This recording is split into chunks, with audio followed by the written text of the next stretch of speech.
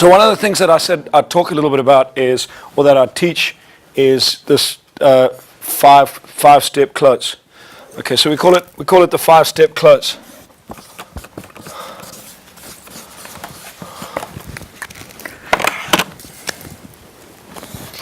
Okay, so how many steps? 5. How many of you like 5? Simple. 5 simple. How many of you know that you can count to 5? So it's really, so essentially is when we look at sales, look at it like this. What do you need to do? What's a simple sales system? So the very first step is you need to make what? What does it go? You need to make a call. Okay, so that call could be a cold call. It could be a cold call in person. It could be a cold call on the phone. And the point of that call is to get a what? Okay, good. So the point of that call is to get an appointment. The point of an appointment could be to do what? It's to do business, but sometimes it'll be to get a demo done. So how many of you could get demos? A demo we're talking about the financial planning game. A demo could be sit down, get an appointment, get all your information, and then I'll come back with you with a projected investment proposal, and that's a demo. In the sporting game. Look, brilliant. So you have a sports team. We sell energy drinks. So I tell you what, why don't you try the energy drinks at your next game? You get a demo. And why a demo is important?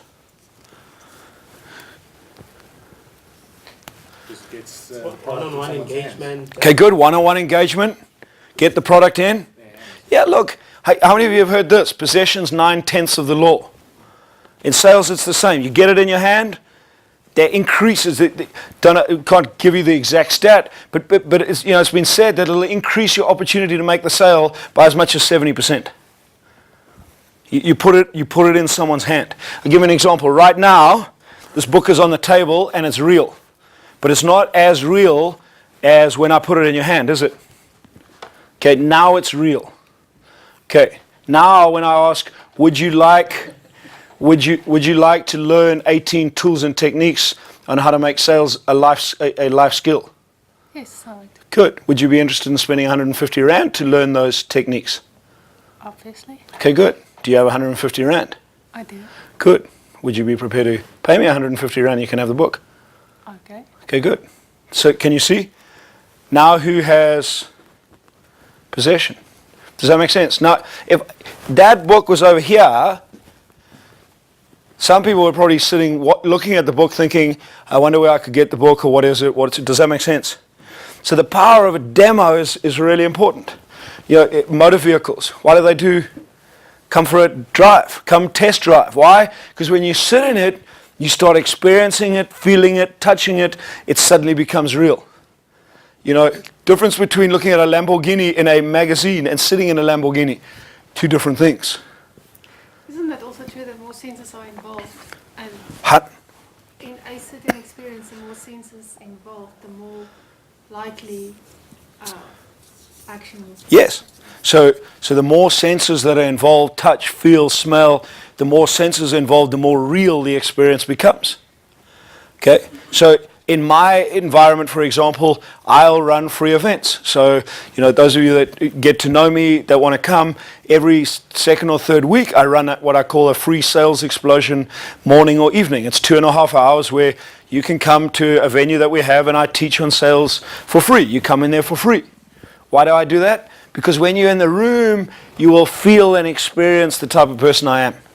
And you're either going to like me or you're not going to like me. Does that make sense? And that's okay. But what will happen is that it's more likely that the people that connect with me will get that experience and they will go, wow, now I know what you're talking about.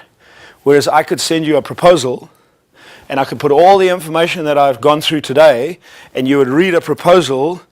The difference, if I had sent you a proposal on this compared to you sitting in the room, what totally different experience, isn't it? Different experience of me, what I know. See, because the first thing is, I know that. Yeah, I've learned how to handle objections, or I've learned how to do this, and we go back to how much information we learned rather than what is it that we really know. Does that make sense? So demo, so you go call, appointment, demo. If you can get people to experience it, to test it, to try it, boom, you have a much better opportunity of closing a deal. Once you go, so you do a call, you get an appointment, you get a demo, then you need to do what? So you do, before a follow-up, once you do a demo, you give them you give them a quote. You give them a quote, you give them an offer, a quote or an offer, so we call it, or you make an offer, and then after the offer, you need to close the deal. And a deal's closed when the money's in the bank. Does that make sense? Simple system. So I'm going to hazard a guess that either you're watching this or you're in the room. This is not rocket science. Most people go, well, that makes sense. The question is, how many people are actively out there doing that? In my experience, not a lot. Not a lot of people are actively out there doing it consistently. So what I see is someone goes out, I'm going to do sales, and for 2 days, out they go, they make a whole lot of calls, do a lot of stuff, get busy, and then they get busy and sit in their office, and for the next 2 weeks, they're busy sending out quotes, phoning people, but they're not consistently driving the system. Okay, so that's one of the first things is to be consistent. So when you're working in this, I don't know if we have salesperson A, B, and C. What you need to do is you need to measure your numbers. Why? Because sales is a numbers game. Okay, sales is an action game, and sales is a numbers game.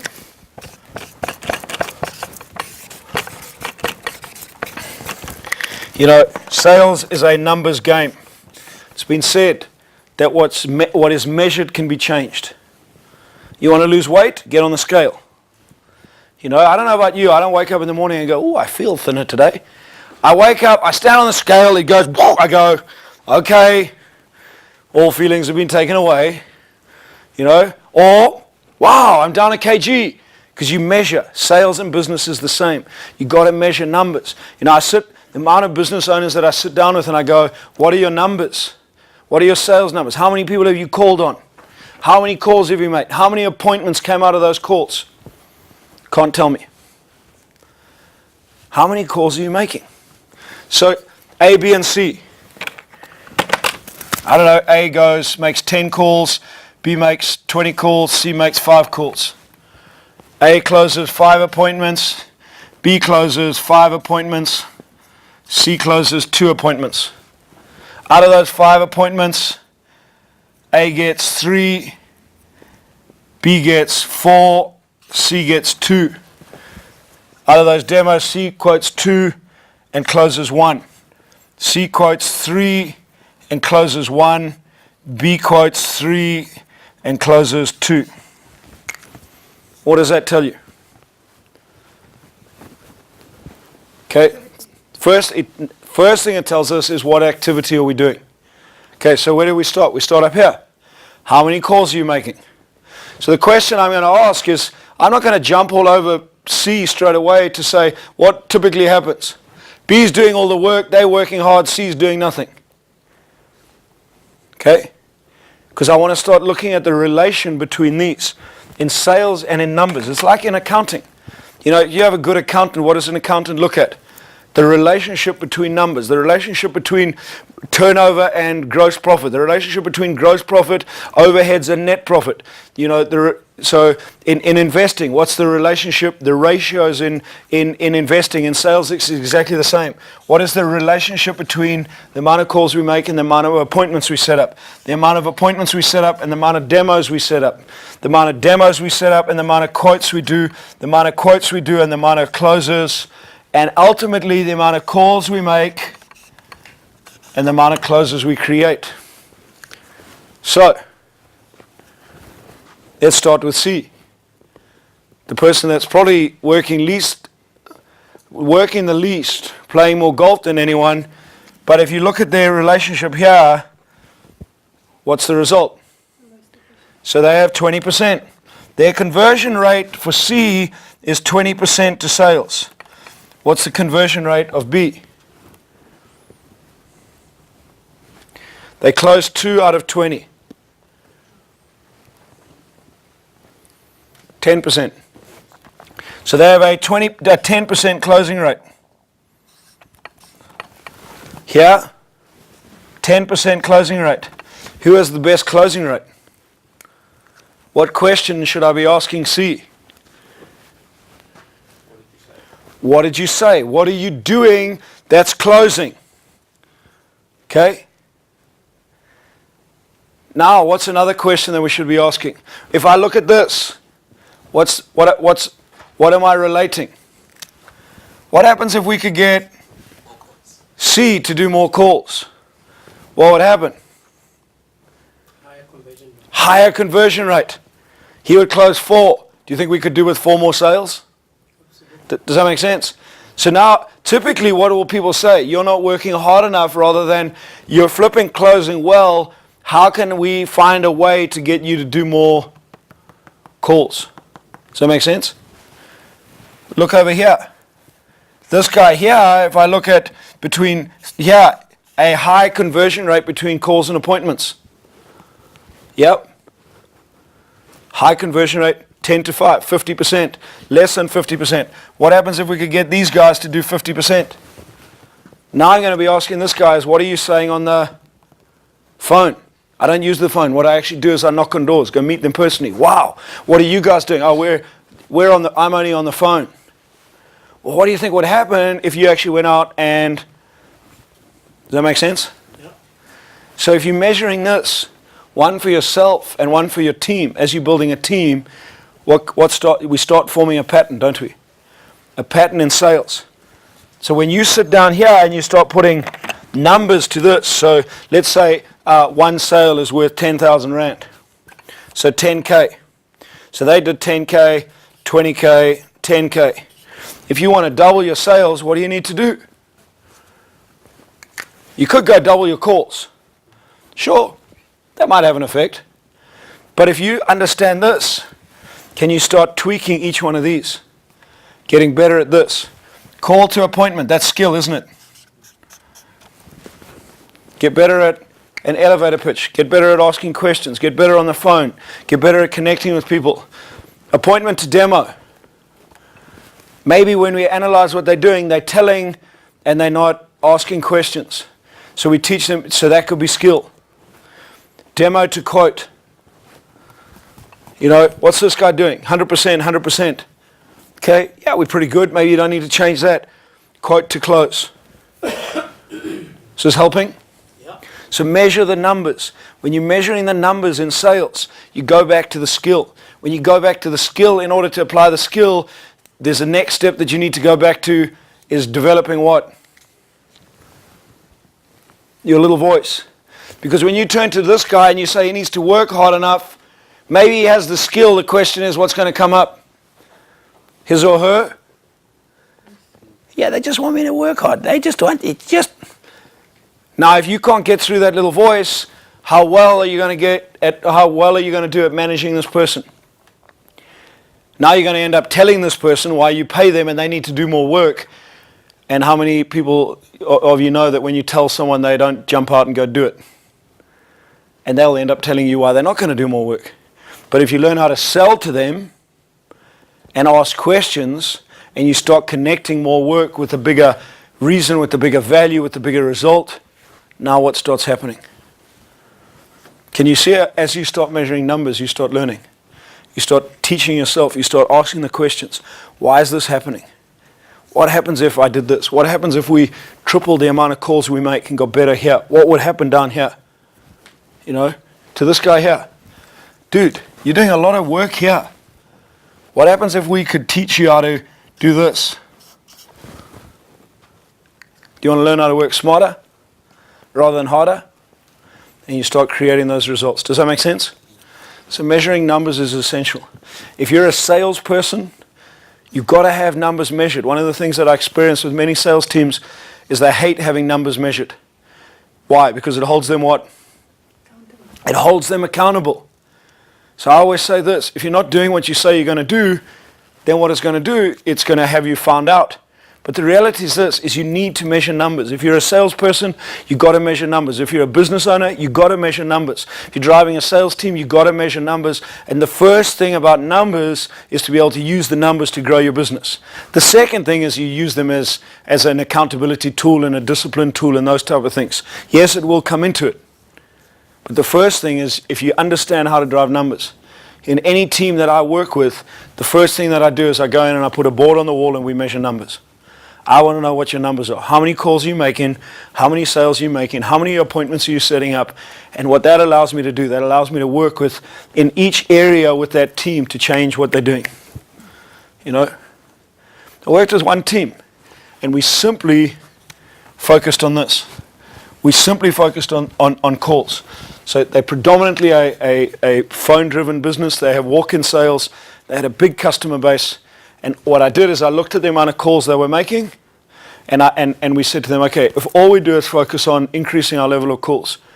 They had 5 sales guys. We said to them, okay, can each of you make 20 calls a day? And they all agreed they could make 20 calls a day. They had a customer base of about 1,000 people. Did they make 20 calls a day? No, because people say things and don't do them. But over a period of time, we built it up to around about 20 calls a day. And as a team, we were doing 70 to 80 calls as a team of 5 people. We were getting through the whole customer base in 2 weeks. Some people on that customer base were asking questions like, I thought you guys had shut down. We haven't heard from you. Just logically, what do you think happened to their sales? Increased 20% growth in sales in 6 months. Just from getting on the phone and measuring those numbers. And then what we did is once we got into the habit of every single day, each sales guy taking 20 minutes out of his time, and the deal wasn't to make a sale. Hi, Brandon, it's Barry Mitchell here. I'm phoning from, Barry's Panel Beaters, just touching base, see how you are, everything okay, is there anything we can do for you? Great, thank you, have a nice day. Boom, that was it. Touch base, touch base, touch base, get in their world, get in their world, get in their world. What happened is people started phoning back, started coming in. Started creating a relationship. We started measuring from here to here. Then we started creating this. Started working on doing some events, bringing people in, letting them experience the product. And again, we started increasing sales. But I couldn't have done that if we didn't measure the numbers. Does that make sense? The first step that we had to do is we had to stop by measuring numbers. So what are your numbers? What are you doing every single day? What are you doing? Are you measuring those numbers? How many people are you calling on? Some of you spoke to me earlier about just starting your business and getting out. How many people are you calling on? Go back to the sales cycle. Those fine customers, you have a list of them. How many of those are you getting hold of? In the next week, are you going to phone 5 a day, 10 a day? Every single day, are you going to knock on doors? Are you going to set aside 2 hours, 3 hours every day to go introduce yourself to people in an area? Are you going to measure that? What comes out of that? How many people did you meet? What came out of that into an appointment? What came out of the appointment into a demo? In our business, in the training business, we measure all our numbers. We measure from how many posts we did on Facebook, to how many people booked, to how many people we phoned, to how many people came to a free event, to how many people came from a free event into our sales explosion program, to how many people went from a sales explosion program into a bigger coaching program. We measure all those, and we understand that if we need to create a bottom line return of X, we need to go all the way back to the top and all the way down the line. We need to change each thing, and it'll change this. Does that make sense? But you've got to measure numbers. Why? Because sales is it's a numbers game. You've got to understand your numbers. Measure number. I meet too many business owners, business entrepreneurs that go, yeah, numbers is not my thing. I'm just out doing my stuff. That's okay, but you've got to understand numbers. Measure your numbers. In sales, measure numbers. They're simple numbers. You don't have to do calculus or anything like that.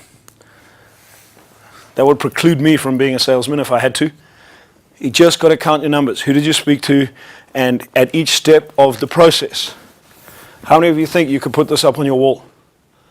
And you could go Monday, Tuesday, Wednesday, Thursday, Friday. And you could set a target. And every day you could go out and you measure whether you achieve the target. So the other thing that I do when I'm measuring numbers is that's the one thing I measure it against a target. So if we set it up like this,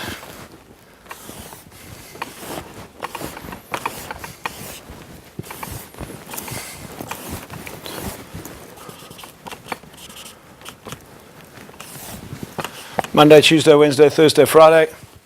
And you go call, appointments, demo, quote, close. Then what we do is we do this.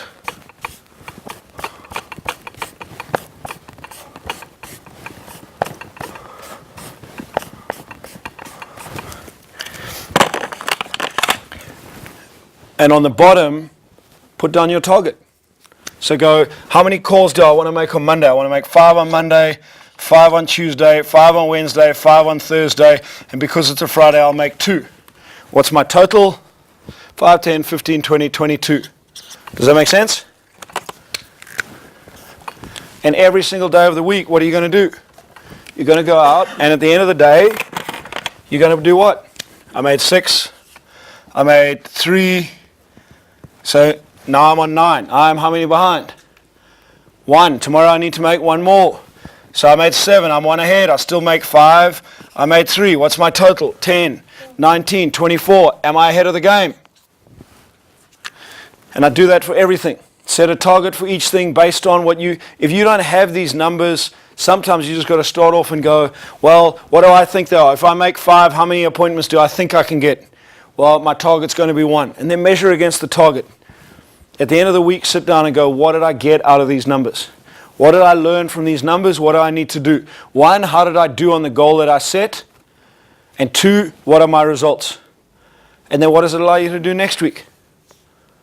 Look at your results. It allows you to position yourself for next week. Wow, I thought I could only do 5. I can actually do 10. Okay, so my new goal is 10. Can I do 10 every day? You measure it. What does it translate down here? What does it come, when it comes down here, what does it translate into